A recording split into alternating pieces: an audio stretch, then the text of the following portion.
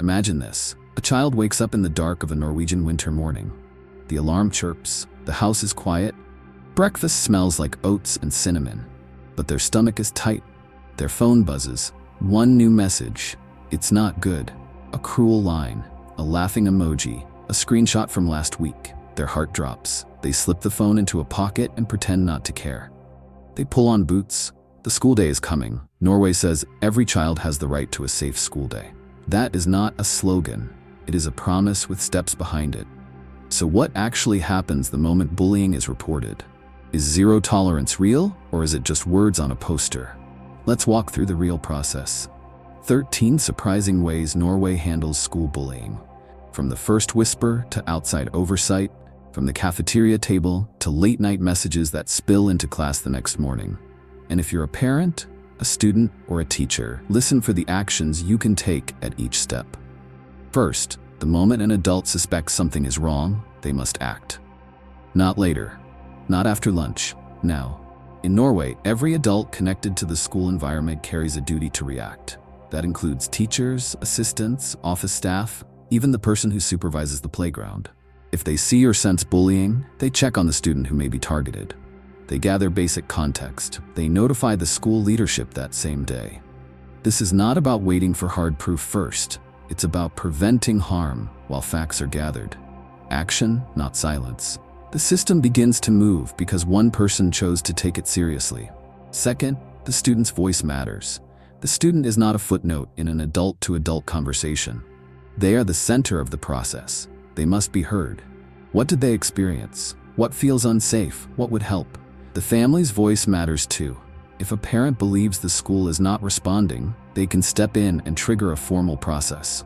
That can be as simple as an email that says, "I believe my child feels unsafe at school. Please start a formal plan to fix the environment." In Norway, that request carries weight. It cannot be ignored.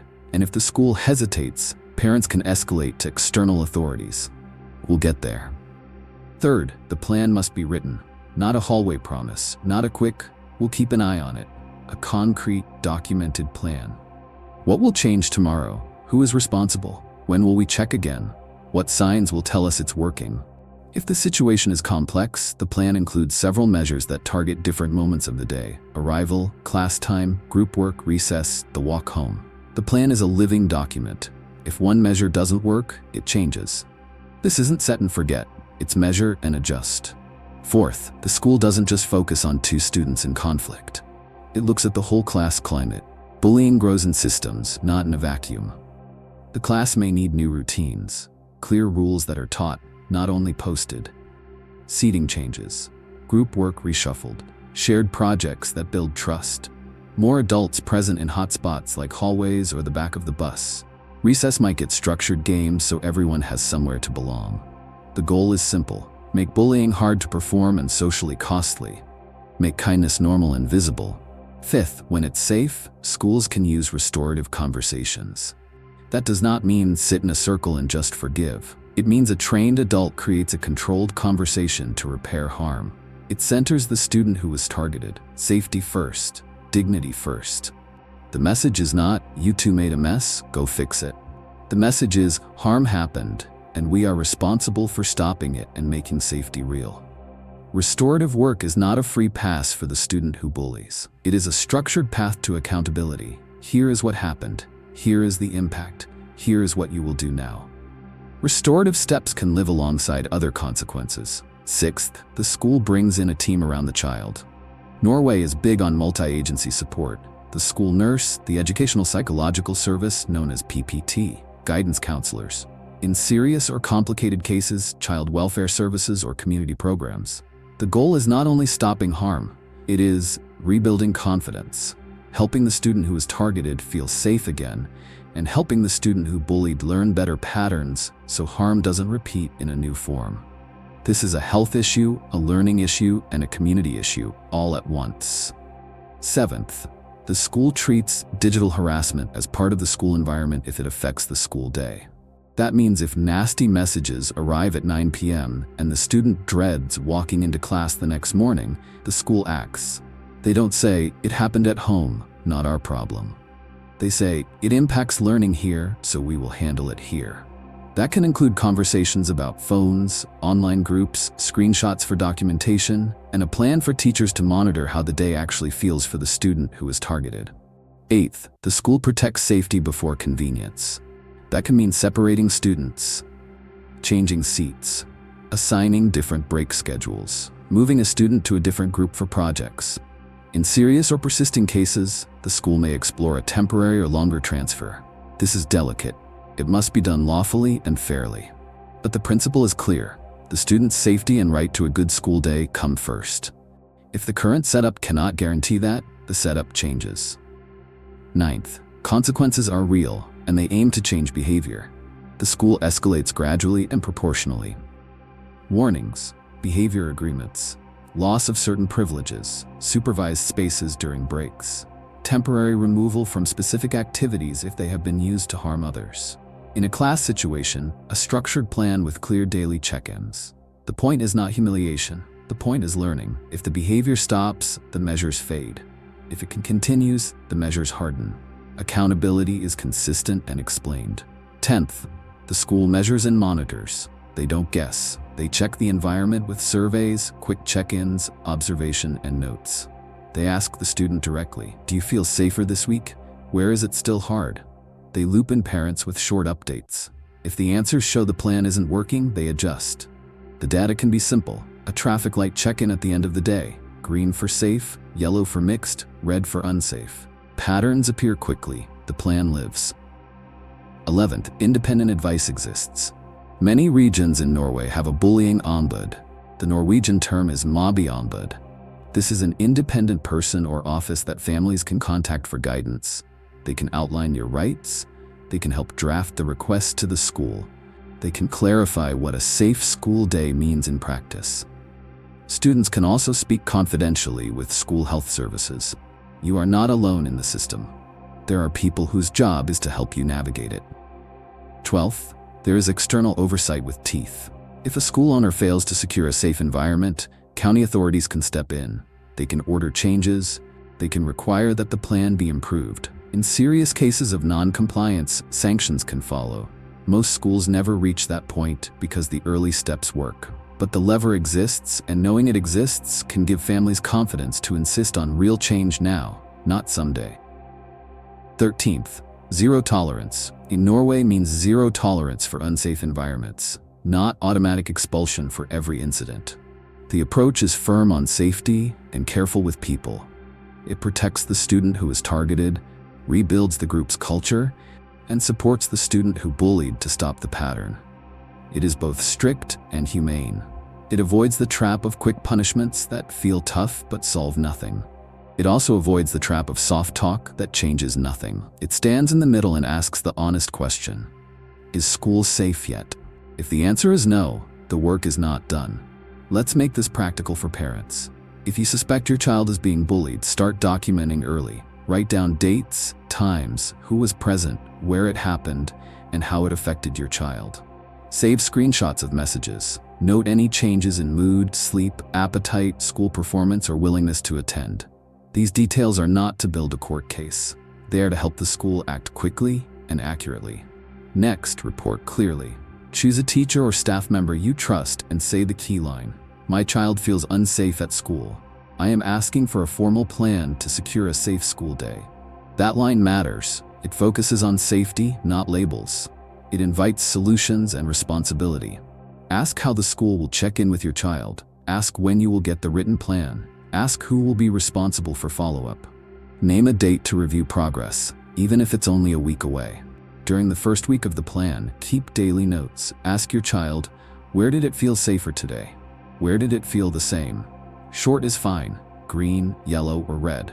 Share these signals with the school if something isn't working. This is not nagging, it is essential. Plans fail quietly when no one brings data. Plans improve when families and schools share the picture. If the school is slow or vague, remind them, we need the written plan. If nothing changes, escalate. Ask to meet leadership. If that still stalls, contact the bullying ombud or the county-level education authority for guidance on next steps. In Norway, the external option exists to prevent drift. It keeps the promise real. If you are a teacher, remember that speed and clarity protect everyone. A quick check-in with a student can prevent a week of harm. A simple seating change can stop a pattern.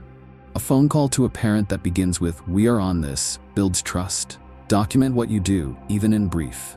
Share the plan with colleagues so that supervision is consistent across the day. And keep asking the central question: is this student's school day safe yet? If you wouldn't send your own child into that day, more work is needed.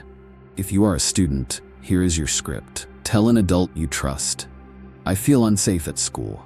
If that feels too big, say, I don't want to be in that group anymore. They keep making me feel small. Or, here are the messages. You do not have to prove your pain before adults act. You only have to say it. If you aren't heard the first time, tell another adult. You deserve a safe school day. That is not a reward. It is your right. Let's clear a few myths. Myth 1. Zero tolerance means instant expulsion the first time someone is cruel. Reality. Norway aims for effective and lawful measures that stop harm and teach better behavior. That can be strict, but it is not automatic expulsion every time. Myth 2. If it happens online, the school can't do anything. Reality. If it impacts the school day, the school must respond. Myth 3. One talk fixes it. Reality. Good plans are iterative. They measure, they adjust. They keep going until the environment is safe. If you're watching this from outside Norway, use the same structure. Ask your school for an immediate check-in. Ask for a written plan with responsibilities and dates. Ask for supervision in the hotspots. Ask for class-level work to rebuild norms. Ask for monitoring. Ask for a clear escalation path. The exact words may differ where you live. The principles travel well. Now picture the child from the beginning, the one who put the phone away and tied their boots. In a good system, their day starts differently the moment they speak up or an adult notices. A teacher checks in at the door and walks them to class. The seating is different. The adults in the hallway already know to watch a certain corner. The class starts with a quick, cooperative task that mixes groups intentionally. At break, there's a staff member near the steps where comments fly. The student who sent the message last night sits down with a trained adult after lunch. They talk through impact and expectations. They sign a behavior agreement. The school calls both families with an update. At the end of the day, the targeted student reports green, not red. It is not perfect, but it is different. The promise is visible. This is what zero tolerance looks like when it's honest. Less about slogans, more about the boring, beautiful work of protecting children. Awareness, swiftness, documentation, supervision, plans that breathe, consequences that teach, support that lasts, and a lever for families when nothing moves. If you are a parent, here's a simple checklist you can use tomorrow. 1. Document early. 2. Request a written plan. 3. Schedule a follow-up within a week. 4. Ask for class-level measures, not only individual talks. 5. Share daily signals from your child. 6. Ask who else can help. School nurse, counselors, PPT. 7. Escalate if safety does not improve quickly. Keep that list on your phone. Read it before a meeting. It will keep the conversation focused on the child, not on adult discomfort. If you are a teacher, a quick framework. See it, name it, act now, write the plan. Loop in parents, assign responsibilities, check daily signals, adjust, bring in support, document, repeat. Your steadiness is the safety net. If you're a student, remember this line: I have the right to a safe school day. Say it aloud, practice it. It is not dramatic, it is not too much, it is true. There will be days when it feels like nothing moves. Systems can be slow, people can dodge, but small, consistent actions create pressure. The written plan forces clarity. The daily check-ins reveal reality. The escalation path exists for a reason. Keep going. You are not asking for a favor, you are insisting on a promise. Before we end, consider one more scenario. The class has been tense for weeks. Jokes that cut deep, group chats that exclude. A teacher senses it, but can't see the exact moment. They run a quick, anonymous pulse. 3 questions on how safe students feel in class, during group work, and at breaks. The results are mixed. The teacher doesn't wait for a big incident. They start a plan. They assign roles. They teach and practice class rules out loud. They change groups with care. They make sure everyone belongs to a project that matters. They meet weekly with 2 colleagues for updates. Within 2 weeks, the red signals start to fade. It isn't magic, it's ordinary leadership. It is prevention, not just reaction. You might wonder, does this take too much time? Yes, it takes time. But bullying steals far more time. It steals attention, confidence, and learning. It bleeds into evenings and weekends. It shapes how a child sees themselves. A few focused hours now can give back months of peace. And what about the student who did the bullying? Norway's approach offers them a path that is narrow but real. Stop the behavior. Repair what you can. Learn new patterns. Accept supervision for a while. Earn back trust. This respects their dignity without protecting their choices. It says you are more than this behavior and you are responsible for it.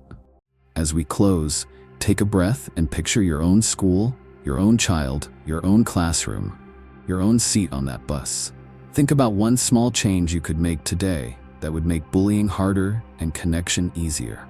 A seating chart, a routine, a check-in, a conversation, a clear, calm consequence that is explained and enforced. A written plan with dates and names, signed not only by adults, but understood by the student who needs it most. If this breakdown helped you understand how Norway handles school bullying, what happens, who acts, and how safety is restored, share it with someone who needs it. Tell me in the comments what works where you live, what fails, and what you would add. Your stories help other families and teachers take the next step. Subscribe for more clear, practical guides to Norway's family and school culture. We make videos that turn big promises into everyday actions. And if you need one line to carry into your next meeting, carry this one. Every child has the right to a safe school day. Our job is to make that sentence true.